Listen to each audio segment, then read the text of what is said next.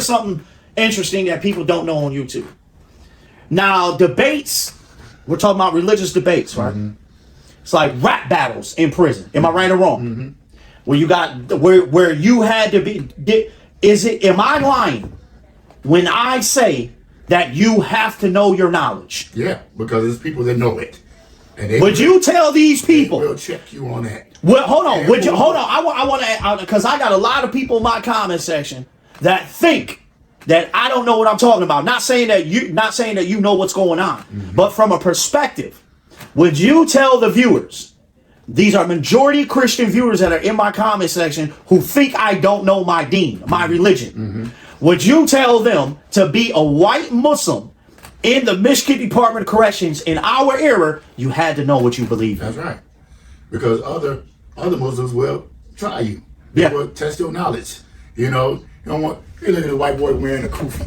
You know, who he's supposed to be. To the mothers, the fathers, the sisters, the brothers, the cousins, the nieces, the nephews, to the aunties, to the uncles, to the grandmas, to the grandpas, to the grandchildren, to the mu'min. Assalamu alaikum wa rahmatullahi wa barakatuhu. It's your boy, Muizzi. In this video, inshallah.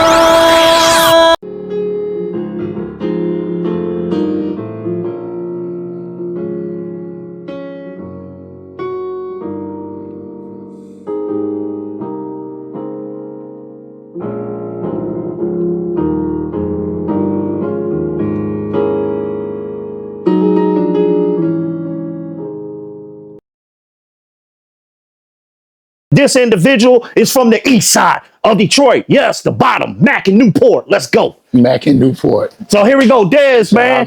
Man, it's good to see you, Dez. Man, always good to see you. It's good to see you, man. Legendary, man. Legendary. I don't even know how we gonna start this, but we gonna get right into it, man. Just grew up on the east side. I'm on the west side right now, but you know, I grew up on the east side, Mac and Newport. You know, that's where I grew up mostly for the majority part of my young life.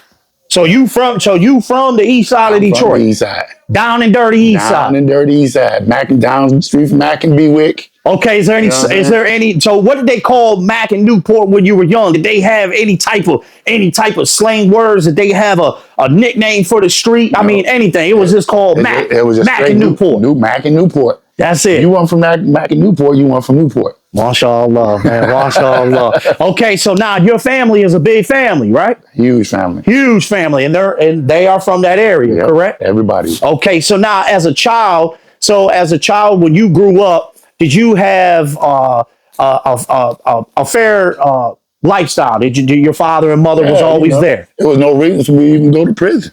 Mother and father's in the home. Yeah. Job. Everybody had jobs. They pushed school. I wasn't in the gang. I wasn't no banger. Not like that. You know what I'm saying? There was no reason for me to do the things that I did, especially. And I was in the military on top of that. Yeah, we gonna get to that. We gonna get to that. We in your childhood right now. All right, we saying my childhood, and grew up with a big following on the block. We had a bunch of kids on the block. That's when the neighborhoods was neighborhoods. Yeah, that's when there was houses. Yeah, it was houses, and that's when Grandma and Nana was sitting on the porch. The ones that whoop your butt and send you home and tell your mama that I whooped you too. Tell me what you did. You know what I'm saying? No doubt. So that's when we had, got into sports heavily, because we had nothing but people to play sports. Yeah. We did that all the time and did our little street girlfriend, boyfriend thing. Okay. You know what I'm saying? But I pretty much was out of the shenanigans. Yeah. That was as a child. As a child. No doubt. As I got a little older, things started changing, I wanted to sway and go left instead of going right. Okay. You know what I'm saying? And it seemed to be a little more fun. At least it was damn so more exciting. Hey, what's that game that you won money on? Oh, Best Buy? Yeah, I already cashed it out today. Sorry about that. I don't know what just happened, y'all. I don't know what just happened, but we're going to get back to the video. Technology, it just do what it want to do. Okay. Read my mind. Okay, so now as a child, what was your goals as a child? Do you remember as a child, like, what did you want to be when you grew up? Man, that's kind of crazy. I think I just played it by ear. You can ask a lot of kids that they would be firemen, policemen, race car drivers. I never heard that one. But I just was playing it by ear.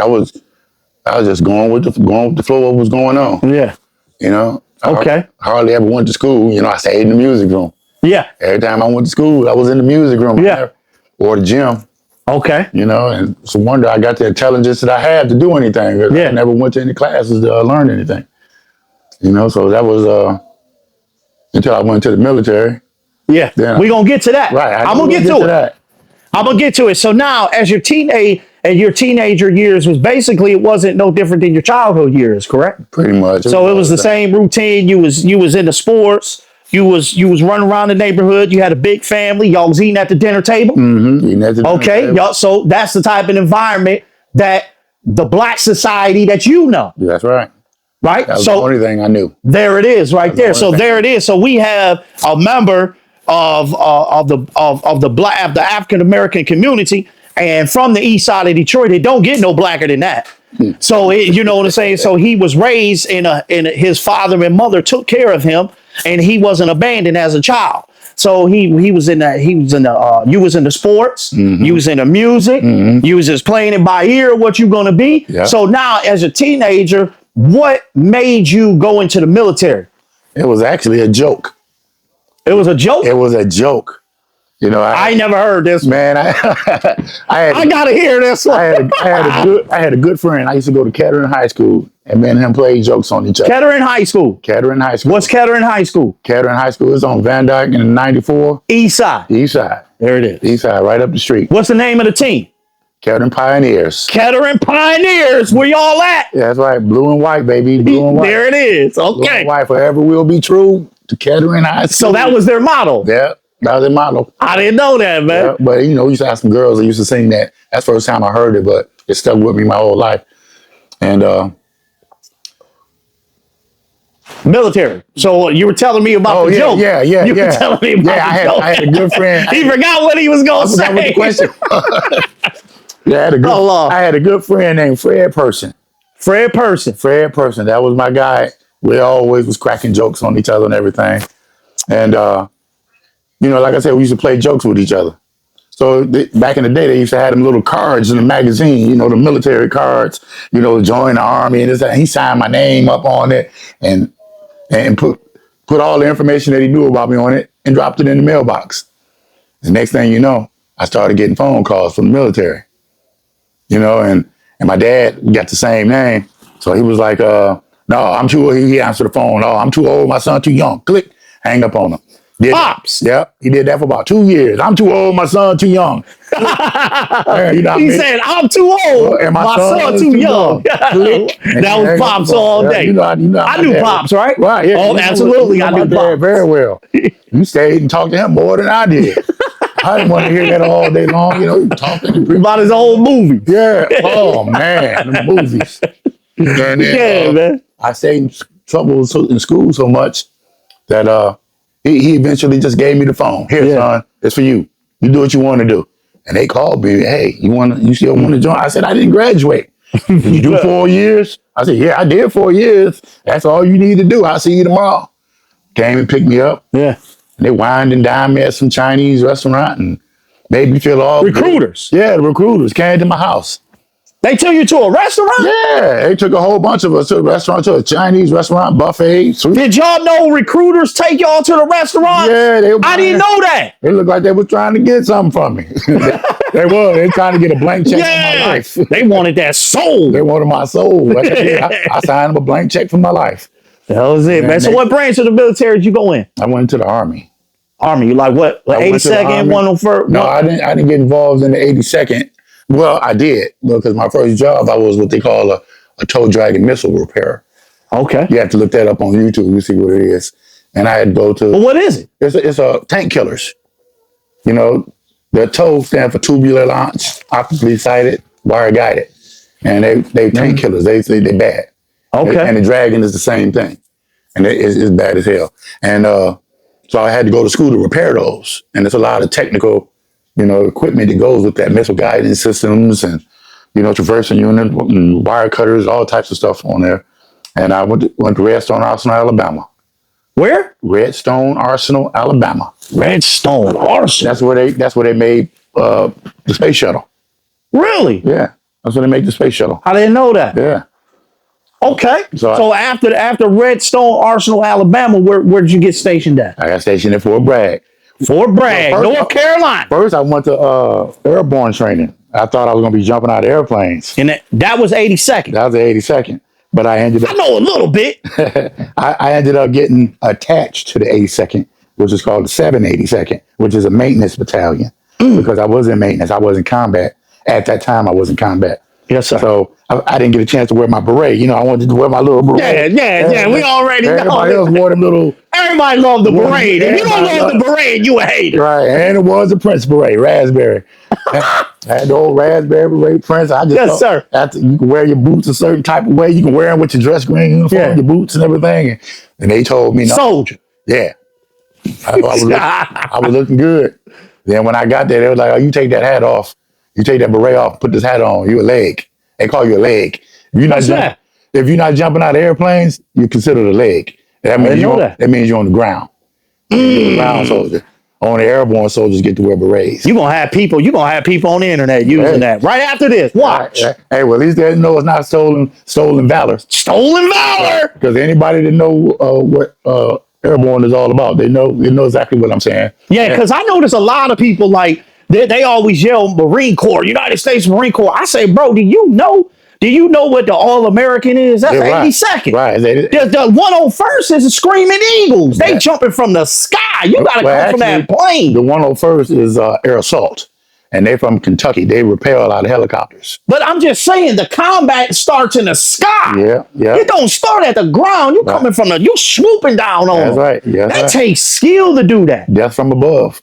That's what they say. Death from above. Woo! That's a cold line right there, man. I gotta edit that one. Hey, so after that, then I did my little 3 years on that. I didn't want to do that anymore.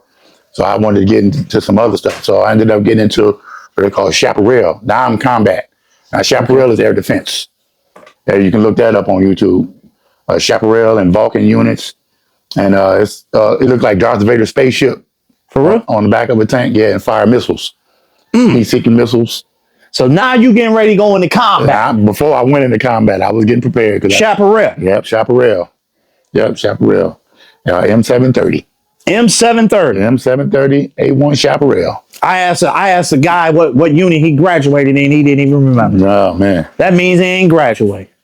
There ain't no way you don't remember that. Am I right? That's right. There ain't no way. Hey. You remember that like your birthday. Hey, man, I remember everything about that. Okay, so now you go into the combat ready. Darth Vader. Going to combat ready. Darth Vader. The next thing you know, I'm in combat. And where was you stationed in combat? Riyadh, Saudi Arabia. So that means he was in the Holy Land, the kingdom. That's where we started at. Then we drove to Iraq, threw all the trash we could out. Astaghfirullah, this guy, man. Hey, y'all, we gotta get this guy, man. I'm about to get him, y'all. Don't worry about it. I got him. Went to Iran, Iraq, then went up into Kuwait, and that's where all the wells are burning. Yeah. I was there then. Really? Yeah. Like in the movie Three Kings? I was right there. Yeah, just like that. Wow. I was right there. Okay, so now when you were stationed in the kingdom, right? Mm-hmm. Did you guys did they have, because I knew the speaker named Abu Amina Bilal Phillips, right? Mm-hmm. He's from Jamaica. I think he's from Canada and Jamaica. And he is a well-known Islamic scholar. He's like a teacher. And I used to hear like cassette tapes. He used to have a cassette tapes in this book. Cassette tapes. Yeah, when we was in prison. Remember, we would get through the J code. Right. What is it called? The store. The store, yeah. I thought it was the store. Or the J code. I forgot what it was called. What was it called, man? I don't remember. Yeah, it was called J code, something like that. So for us, we had to get booked with halal code. Mm-hmm. That's what it was called, right? J.L. Marcus. J.L. Marcus. That's what it was. That's it. J.L. Marcus. I got it, y'all. I got it, man. Yep. J.L. Marcus. That's it. That's the prison store in Michigan. You used to get your gym shoes from there. Yeah, your whole gear, man. The hats, whatever you need, man. Before they took it away. Before they took everything away. That was a sad day. We're going to get to them days. So anyway, so now when you went to Riyadh in the kingdom, when you first got there, did they at any point go over the customs? No, dude. Was there a custom course? The reason why I mentioned Bilal Phillips is because on his cassette tape, he was teaching like military units, and you can hear them in the background asking questions about Islam. Right. So he was sent there to teach them about the local customs Right. and the religious Right. customs. Right. So you guys didn't go through that. And you was in the 82nd at this time. No. I had ended up going. I was in Germany Okay. with a unit called 259. 259. 259. And what? So that was Army. That's Army. Okay. Second of the 59th Air Defense Artillery, because I'm Air Defense now.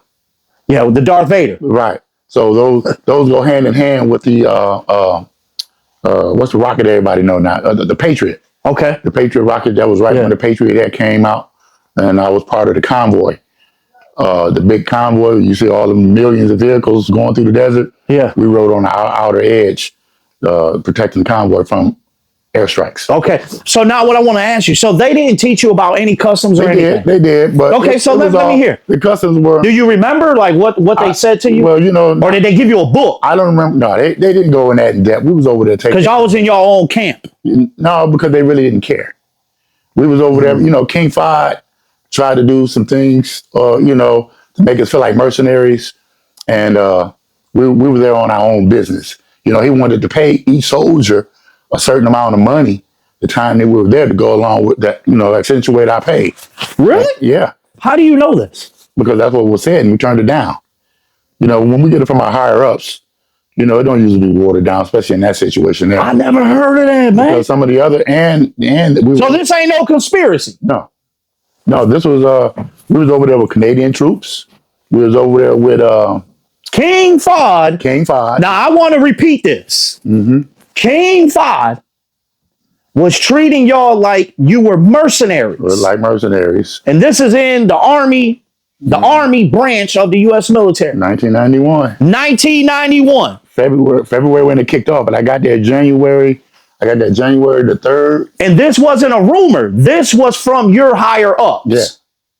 This was my higher ups and the other countries' military. Because I was there with, like I said, Canadian troops. We had some British. I never met any British, but we did meet some Turks, and some Turks were there?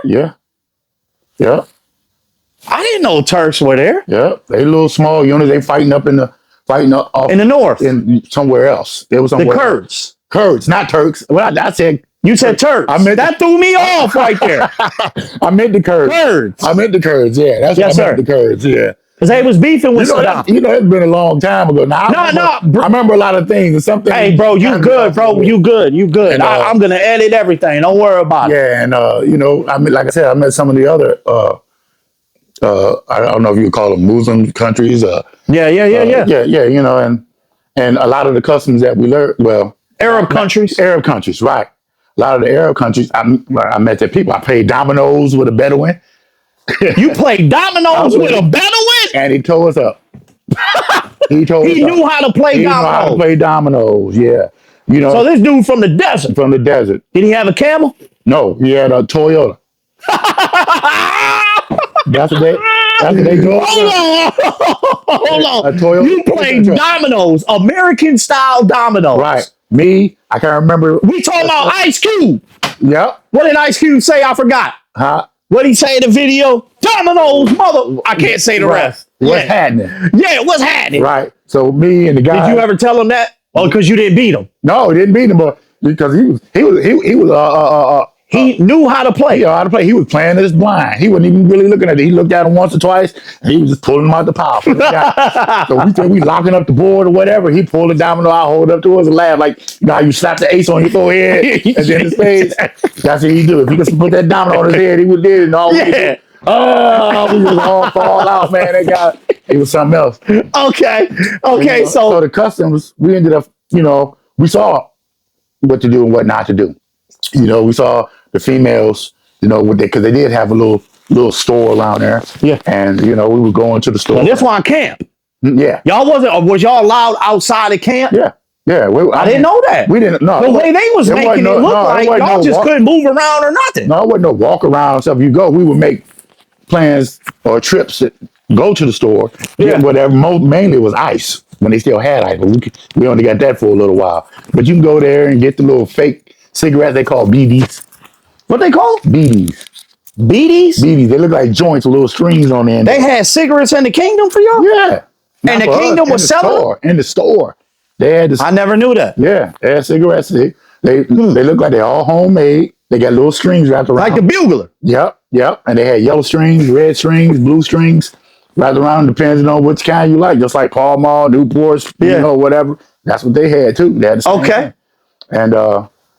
And the females was dressed from head to toe. We saw nothing but their eyes. Yeah. When we was in convoys on the road, on the freeway, Alhamdulillah. they rode in the back seat. Alhamdulillah. The kids was up front, jumping around the seats like little monkeys. Alhamdulillah. And it was 190 degrees there. And they were rolling with the window up. So they must have some good air conditioning or they was used to it. Yeah. And they sat in the back seat. And I remember one time, the same guy we played dominoes with. The Bedouin. Yeah. That's what you call, the guys that live in the desert. Yeah. And a pregnant woman didn't have her garb on. And two guys came to our campsite. And I didn't think they were begging. But to them, that's begging. And that guy pulled up on us and jumped out the truck and he laid hands on everybody that was there, them two guys and the female, and she was pregnant. And he called her a disgrace, and he beat the hell out of them. He beat them and told them to get away from us. They was running through our fire because when we got ready to leave, we set everything on fire. We burned everything. If it wasn't your weapon and your gas mask, we burned it. We were throwing them s'mores, them little canned macaroni things pop open. Yeah. We throwing all that in the MREs. and all that. We burned it all. We didn't want nothing. Okay, so when you went from Riyadh, right? Where did you go from there? We convoyed for 4 days, three or 4 days north. Kuwait. No, Kuwait was our last stop. Okay, that's when we hit. So now you're going into Iraq. We're going to Iraq. Now it's about to get heavy. It got heavy. Was you nervous? Come on, man. I was nervous. Bro, you about to go in battle. I wasn't nervous because when you see a convoy of M1 Abrams tanks, you felt protected. I felt protected. When you see them Bradley fighting vehicles come through, you cold. I feel protected. And there was no adrenaline? Not until they was dropping artillery on us. When the rounds started hitting, that's when it got real. Yeah, it got real. He said when the rounds started hitting. It's hard. It's hard trying to dig a foxhole. You know what Mike Tyson says, right? Everybody got a plan until they get punched in the mouth. As we driving at night, all I see is tanks on fire. Tanks on fire. So who got the orders? Did you see the actual plan? Like, did you see when they was, how they be in the movies with the maps and the sticks? You know what he did? So you didn't get to that. You wasn't up there like that. No. Everybody knew it. See, that was the plan. The president or whoever, Schwarzkopf or whoever was in charge, put out the plan that we were going to attack from the Strait of Hormuz. So everybody was all turned towards the Strait of Hormuz. You know what I'm saying? They thinking we fixing to do an amphibious assault like World War II. But the whole time we marching up the back. We done came to Iraq, you know what I'm saying? Iran, whatever, however we got through there. Syria. That's Strait of Hormuz. Strait of Hormuz. That's where a lot of action. So y'all snuck in right through there? No, we didn't. The strait is over here. We came up from Riyadh, went to Iraq, and then we turned east, heading towards Kuwait. They didn't see us coming behind them. They would turn towards the ocean, the strait. They thought y'all was coming in like D-Day. Right, so they put it out. Y'all outflanked them. Yeah, so they put it out like we were. But they were set up, though. They were set up the wrong direction. Crazy. So when I was seeing everything on fire, everybody was turned the wrong way. Yeah. They was kind of worried about the M1 tank being able to handle the T-55 Tiger. T-55s. Yeah, that's the Tiger.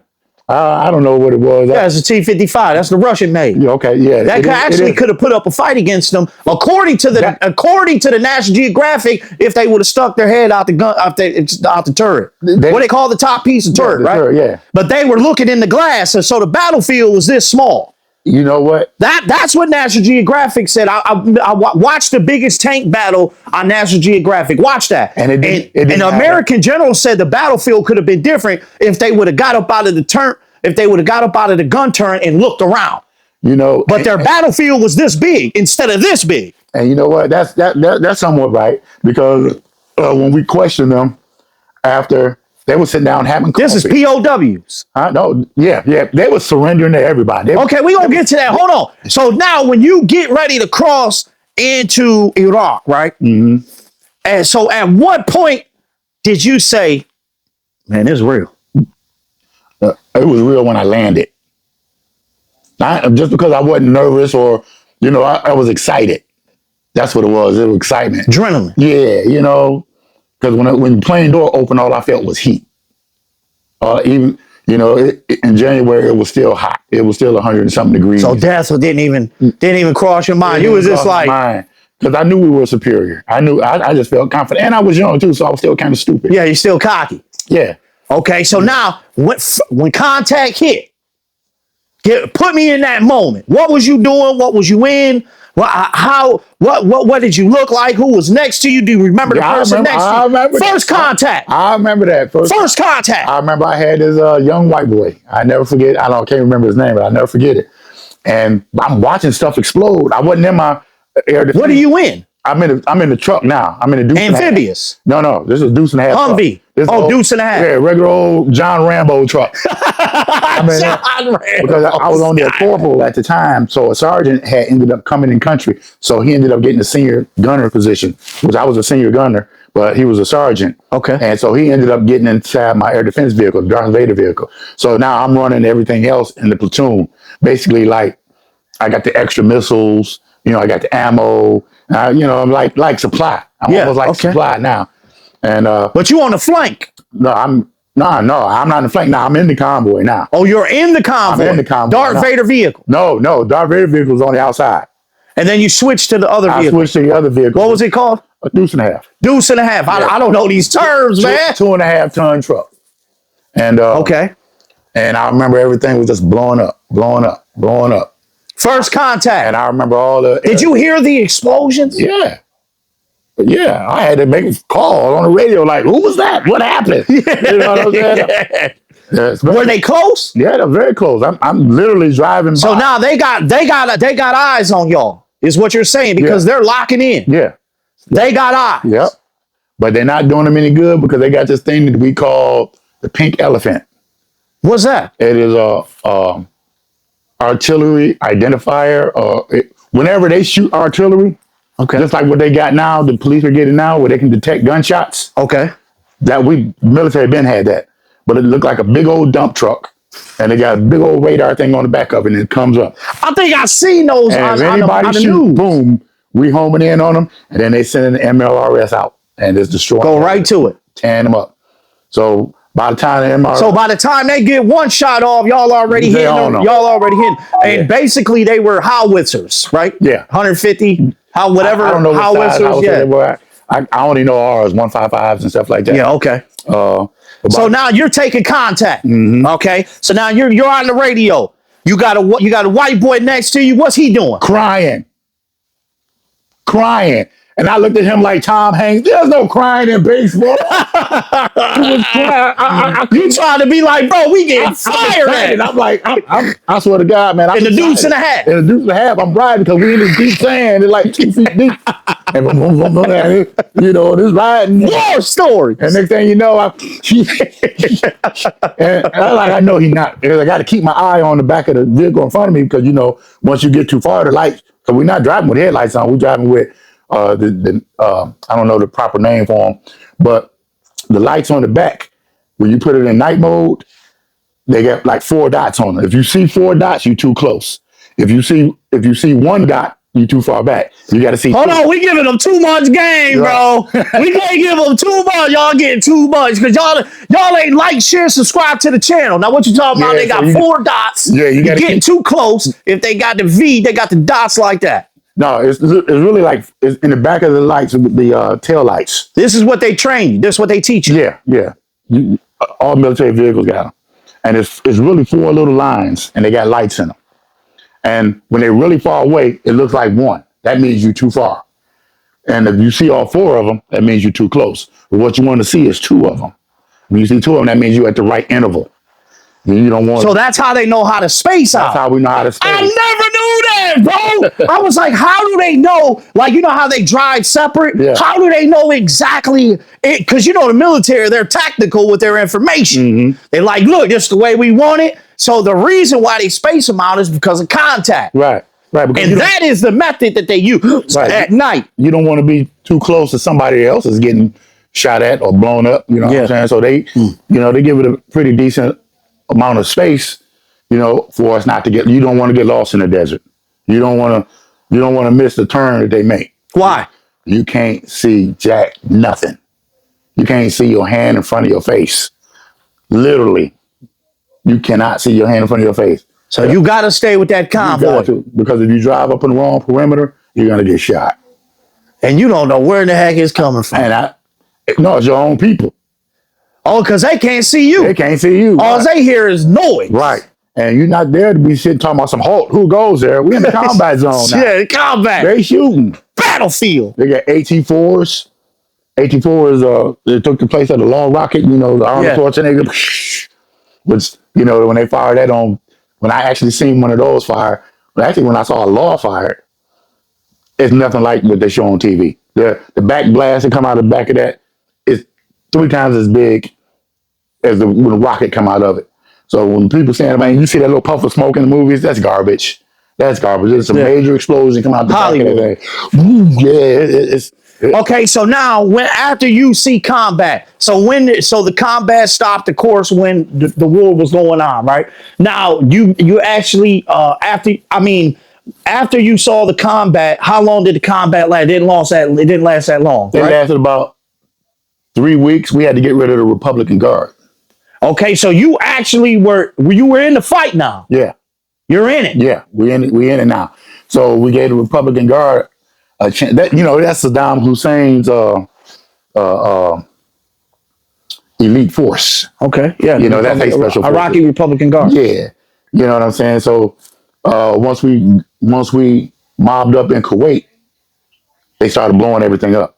They started destroying everything, and they destroyed tankers out in the Strait of Hormuz. Yeah. And you know, set the wells on fire. So now you come from the east. So now you're going down towards Baghdad. We're coming from Baghdad. Past that. We've been past that. So y'all going past Baghdad. Yeah, we're going. What's the purpose of that? Because we're going into Kuwait to liberate Kuwait. We're going to kick. Oh, you know, Kuwait is on the coastline.